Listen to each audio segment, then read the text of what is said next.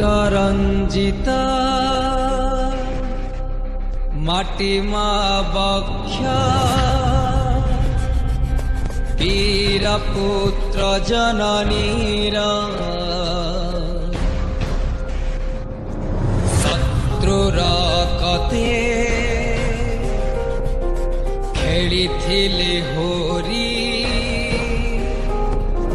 ବଳି ଦେଇ ନିଜ ଶିର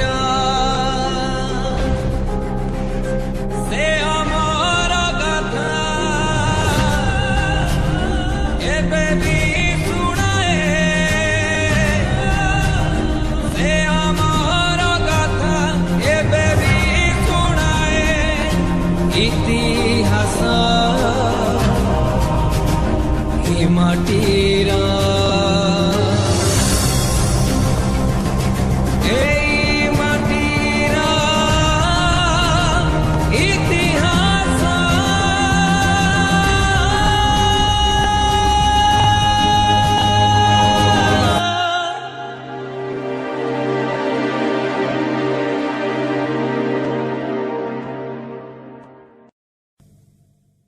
ଏ ମାଟିର ଅମର ଶହୀଦଙ୍କ ଲାଲ ରକ୍ତରେ ଲେଖା ହେଇଛି ଏ ମାଟିର ଇତିହାସ।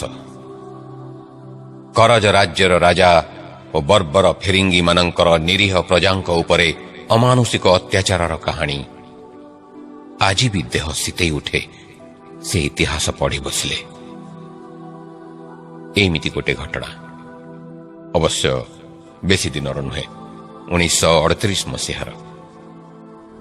ମୁଁ ସମୟ ଦେଖିଛି ସେ ମର୍ମନ୍ତୁଦ ଘଟଣା ଗୋଟି ଗୋଟି ହେଇ ରହିଯାଇଛି ମୋ ଛାତିର ତରଙ୍ଗରେ। ମୁଁ ଆପଣମାନଙ୍କୁ ନେଇଯିବି ଗଡ଼ଜାତ ରାଜ୍ୟ ରଣପୁରକୁ, ପଢ଼େଇବି ଆପଣଙ୍କୁ ସେ ମାଟିର ଇତିହାସ। ପଢ଼ା ସାଥୀ ହେଇଛନ୍ତି ମରଣ ସାଥୀ। ସେମାନେ ହେଲେ ରଘୁନାଥ ମହାନ୍ତି ଆଉ ଦିବାକର ପରିଡ଼ା। ଅନ୍ୟର ଦୋଷକୁ ଲଦି ଦିଆଗଲା ତାଙ୍କରି ମୁଣ୍ଡରେ।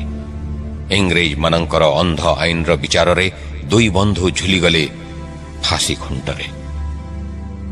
କାହିଁକି କାହିଁକି ଏ ଦୁର୍ବିପାକ ଅଜାଡ଼ି ହେଇ ପଡ଼ିଲା ଦୁଇଟି ନିରୀହ ଯୁବକଙ୍କ ମୁଣ୍ଡ ଉପରେ? କାହିଁକି ସେମାନେ ଝୁଲିଗଲେ ଫାଶୀ ଖୁଣ୍ଟରେ? ଆସନ୍ତୁ ଯିବା ରଣପୁର ରାଜ୍ୟର ରାଜଉଆସକୁ, ନିଜ ଆଖିରେ ଦେଖିବା ରାଜା କୃଷ୍ଣଚନ୍ଦ୍ର ସିଂ ଦେଓଙ୍କ ପ୍ରଜାଙ୍କ ଉପରେ ଅମାନୁଷିକ ଅତ୍ୟାଚାର।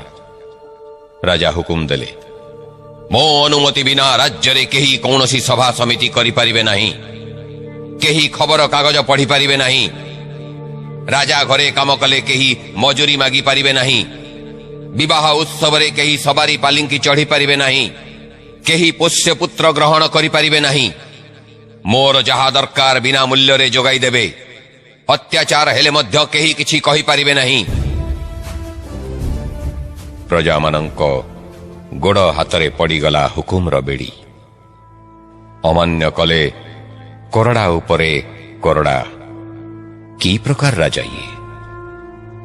ରାଜାଙ୍କ ଦୃଷ୍ଟିରେ ପ୍ରଜାମାନେ ତ ମଣିଷ ନୁହନ୍ତି, ପଶୁଠାରୁ ଆହୁରି ହୀନ। ହେ ଭଗବାନ, କାହିଁକି କାହିଁକି ଜନ୍ମ ଦେଲେ ଏମାନଙ୍କୁ ରଣପୁର ମାଟିରେ? ବୀର ଓଡ଼ିଆ ପାଇକମାନଙ୍କୁ ଏମିତି ନିର୍ବୀର୍ଯ୍ୟ କରିଦେଲା ଫେରିଙ୍ଗି ପଦଲେହନକାରୀ କୃଷ୍ଣଚନ୍ଦ୍ର ସିଂ ଦେଓ। ଖାଲି ସେତିକି ନୁହେଁ, ରଣପୁରର ଅଧିଷ୍ଠାତ୍ରୀ ଦେବୀ ମଣି ନାଗେଶ୍ୱରୀଙ୍କ ନିକଟରେ ପଶୁ ପରି ବଳି ଦେଉଥିଲେ ପ୍ରଜାଙ୍କୁ ଓ ତାଙ୍କ ପିଲା ଛୁଆଙ୍କୁ। ଏଇ କଣ ରାଜଧର୍ମ? ଏଇ କଣ ଜଣେ ରାଜାର କର୍ତ୍ତବ୍ୟ? ମଣିଷ ନା ରାକ୍ଷସ ସିଏ? ପ୍ରଜାମାନଙ୍କ ପକ୍ଷରେ ଅସହ୍ୟ, ଘୋର ଅସହ୍ୟ ଏ ଉତ୍ପୀଡ଼ନ। ରକ୍ଷକ ଯଦି ଭକ୍ଷକ ହୁଏ, ଗୁହାରି କରିବେ କାହାକୁ? ତଥାପି ସେମାନେ ଅତ୍ୟାଚାର ଦାୟିତ୍ୱରେ ଥିବା ଇଂରେଜ ମୁଖ୍ୟଙ୍କୁ ଗୁହାରି କଲେ। ହେଲେ ଫଳ କଣ ହେଲା?